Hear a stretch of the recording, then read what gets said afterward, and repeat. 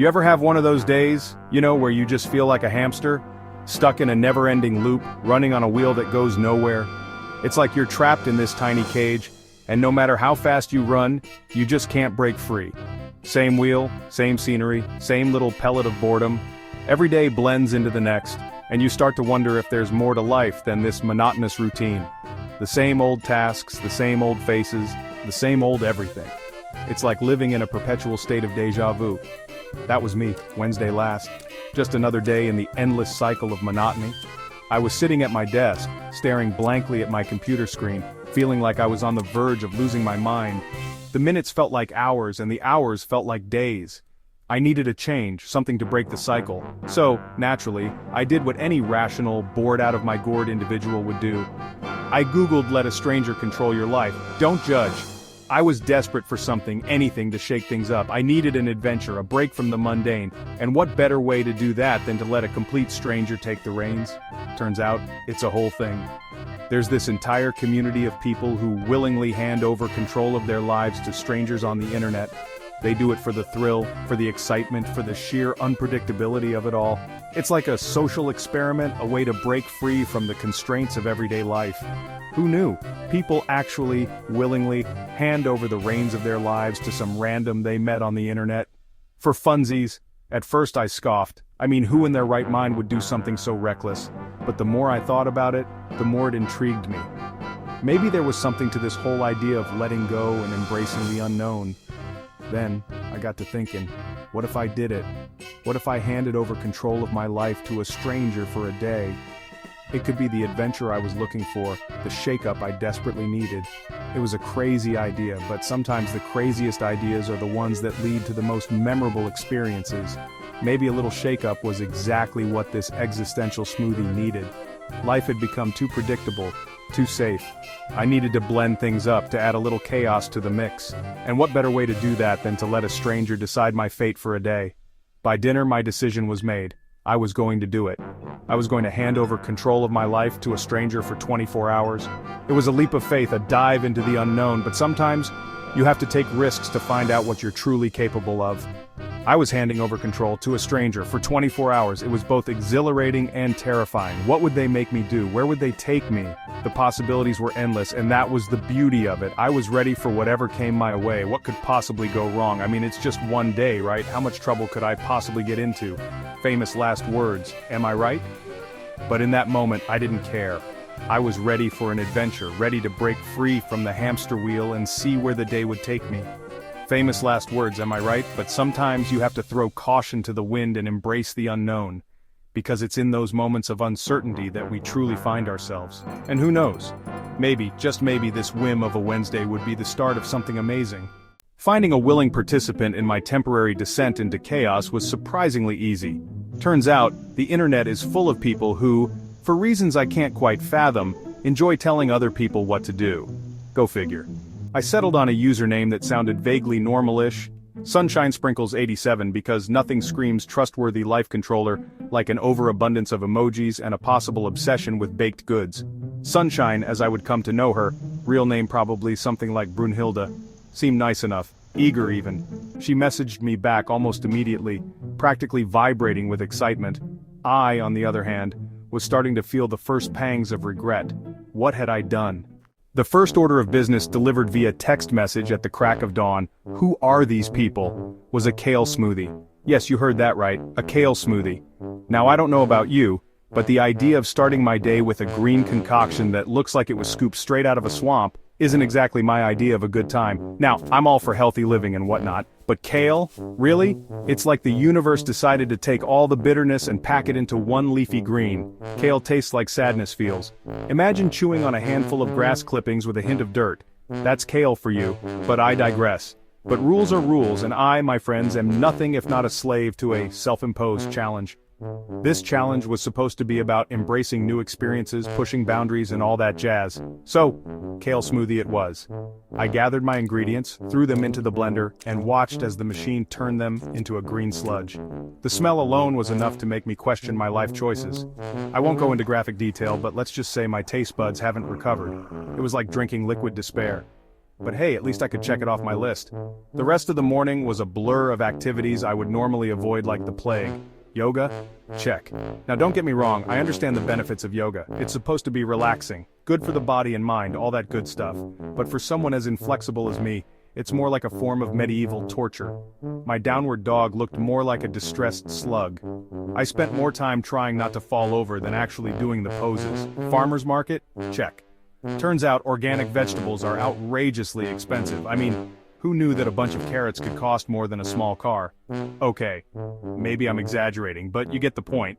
And then, the piece de resistance, a beginner's acrylic painting class. Now let me preface this by saying that my artistic abilities are on par with a toddler who's discovered finger paints. And not in a good way. I walked into the class with high hopes, thinking maybe, just maybe, I had some hidden talent waiting to be discovered. Spoiler alert, I don't. The instructor was patient, bless their heart, but there was only so much they could do. My masterpiece looked like a chaotic mess of colors, more akin to a crime scene than a work of art. But hey, it's the effort that counts, right? By the end of the class I was covered in paint, my hands looked like a rainbow had exploded on them, and my canvas, well, let's just say it was unique. Despite the chaos, there was a strange sense of accomplishment. I had stepped out of my comfort zone, tried new things, and survived to tell the tale. As I sent a text to my friend, updating them on my day's adventures, I couldn't help but laugh. It was a day of kale smoothies and the agony of acrylics, but it was my day, and I owned it. So here's to more days of stepping out of our comfort zones, trying new things, and maybe, just maybe, finding a new passion along the way. Cheers to the unexpected, the challenging, and the downright bizarre, because in the end it's these moments that make life interesting. And with that, I closed my journal, turned off the light, and drifted off to sleep, dreaming of what new adventures tomorrow might bring. Section 4. Public humiliation, my new favorite thing. The afternoon took a turn for the, shall we say, interesting. It all started innocently enough with a casual suggestion from my friend Sunshine Sprinkles 87. Little did I know, her idea of fun involved pushing me far beyond my comfort zone. Sunshine Sprinkles 87 in all her infinite wisdom decided that what my life truly needed was a healthy dose of public humiliation. Oh, the joy. First up, karaoke. In broad daylight. Now I've always enjoyed singing, but usually in the privacy of my own home where the only audience is my shower head. At a sports bar. Yes, you heard that right. A sports bar, where the usual entertainment involves watching people tackle each other on a giant screen, not listening to someone butcher classic rock songs. Now, I like to think I have a decent voice. In the shower. The acoustics in there are fantastic, and the shampoo bottle makes for a great microphone. But that's where my singing career should probably stay, when no one else is home. There's a certain freedom in belting out tunes when you know no one is around to judge you. It's just you, the music, and the echo of your own voice. In public, I sound like a dying cat begging for mercy.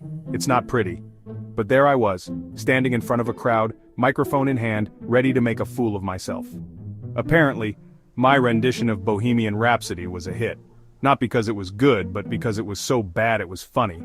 The crowd loved it. They clapped, they laughed, and I even got a few high fives on my way back to my seat.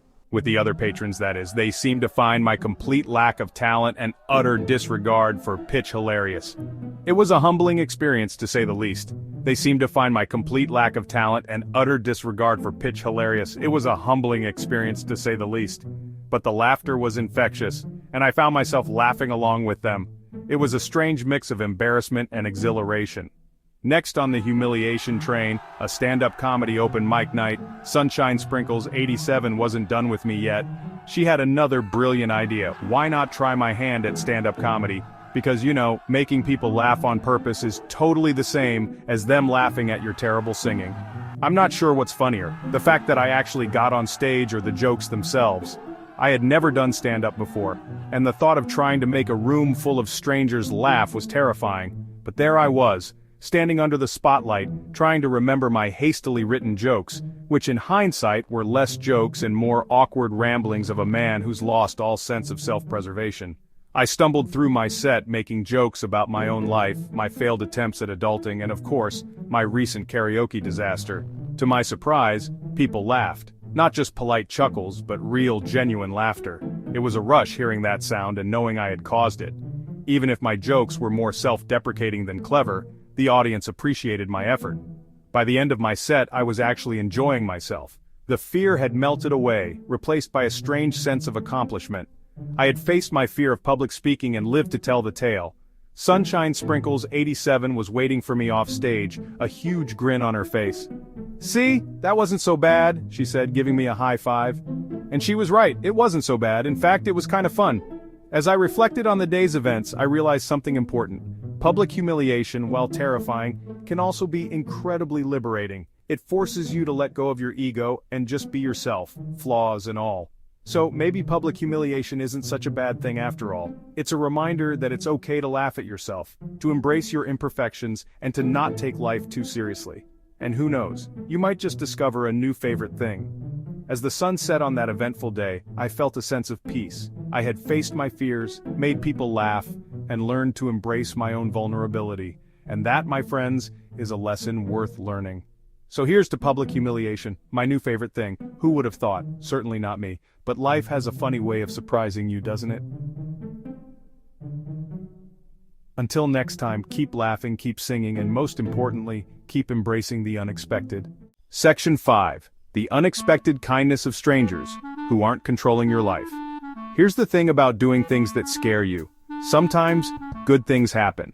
Like during my karaoke debacle, this lovely older couple came up to me afterwards and told me they'd never laughed so hard in their lives. They bought me a beer and regaled me with stories of their own disastrous attempts at public singing. And the comedy club? Sure, I bombed harder than a Michael Bay movie, but I met this really cool group of aspiring comedians who were actually, dare I say it, funny. We ended up grabbing drinks after the show, and for a few glorious hours I forgot that I was living under the tyrannical rule of Sunshine Sprinkles 87.